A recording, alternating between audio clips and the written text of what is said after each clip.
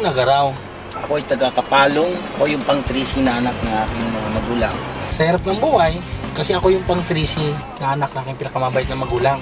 So, sobrang hirap ng buhay para makapag-graduate. Nag-apply ako bilang isang janitor. Para ako may pagpatuloy ko aking pag-aaral, nag-apply ako bilang isang waiter sa isang bar para makapag-college ako. Siyempre, alam mo naman ang trabaho ng waiter. Nagtrabaho ako sa gabi, nag-aaral ako sa umaga. Eh, siyempre wala namang mapasok sa utak ko talaga. Kasi kung alam naman pag waiter, lalo na pag bar, ang daming malalasong mga katawan. So wala, hindi ka makapag-concentrate sa pag-aaral. So good news, hindi ako nakapag-graduate. Hanggang pumasok na lang ako pagiging embalsamador ng patay. Nung nagiging embalsamador ako ng patay, wala na akong choice. 4 years ako naging balmer, pero naging masaya naman ako doon. Kasi marami akong nakilala, hindi lang patay, pati buhay.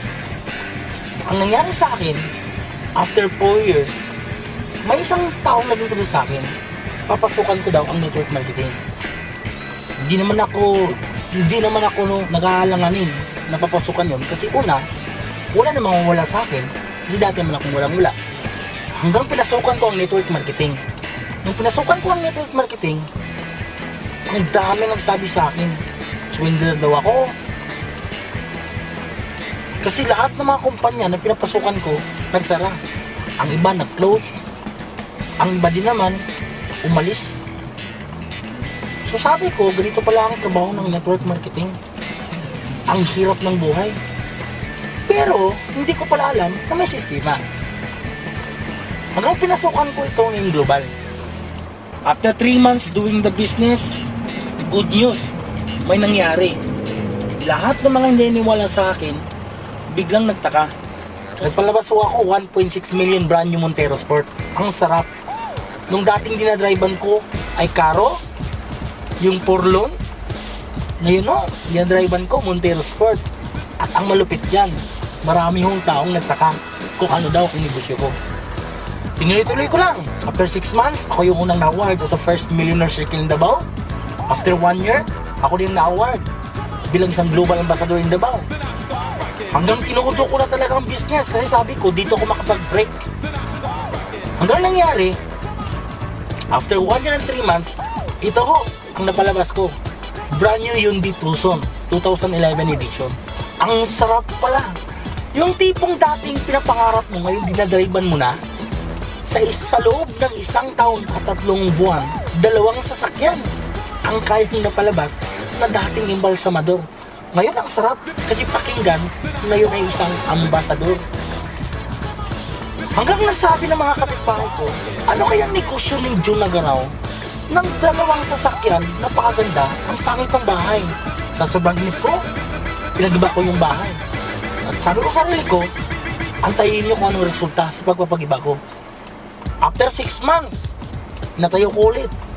Natayo ko naman worth 4 million ang bago kong bahay. Ako lang ho nag-iisang networker dito sa Mindanao. Na yung bahay ko may sariling training room. Doon ako kami nagtitraining ng mga leaders ko. Lalo na kung di nyo pa alam ang network marketing. Ang sarap talagang pakinggan. Na yung tipong tinutulugan mong bahay, galing mo talaga sa yung global. Nung napatayo ko ng bahay ko, marami na din nagsabi, siguro ang negosyo ni June, drug lord yan. Mga kaibigan, ganun talaga pagpayaman ka na. Maraming mainggit, maraming manira, pero above sa lahat, maraming mga taong nasiyahan kasi marami mong tinulungan. Abangan nyo for the next 3 months kung ano ipapalabas ko. Yung isa ko namang pinakamagandang sasakyan, darating na ho, yung Hammer ko kulay white. Ang sarap, wine. Kasi isa din ho yan sa mga pinapangarap ng sasakyan. After ko ako mag-Hammer, by next year, igugol ko naman. Magkakaroon ako ng brand new sports car. After ng sports car, papalabas ko naman yung brand new kong limousine. Mangarap lang, walang imposible. Sa katulad ko, at lalo na ikaw. Alam mo naman ang kapasidad mo. Lahat tayo, anak ng Diyos. Di ako naniniwala na linya ko ito. Kasi ang linya ko ay patay. Kung ikaw, kung sa tingin mo, hindi mo linya yan, subukan mong linyahin ang hindi mo linya. baka dito na matupad ang pangarap mo sa buhay. Mga kaibigan, yung mga taong nakita nyo kanina, isa yun sa mga taong tinulungan ko. Isa yun sa mga taong naniwala sa akin. Isa yun sa mga taong halos binigay yung buong puso nila sa pagninegosyo dito. Pero anong napala nila? Kaligayahan at yung pangarap nila unti-unti na natupad. Ikaw lang susunod. Mangarap ka lang. Sa mga tao na hindi pa naka-aim global ngayon, nako, ito na ho ang right time. Marami na hong nagkaresulta. Hindi na ho ito chance. This is guarantee na. Na kung ngayon ka pa lang magsisimula, marami ka nang maturong yumaman. At balang araw, kung anong na-achieve namin dito sa Aim Global, yan din ang ma-achieve mo. Kaya huwag ka na magdadalawang isip. Mag-Aim Global ka na. Sa Aim Global, lahat posible. Lahat bayad sa Alliance in Motion Global.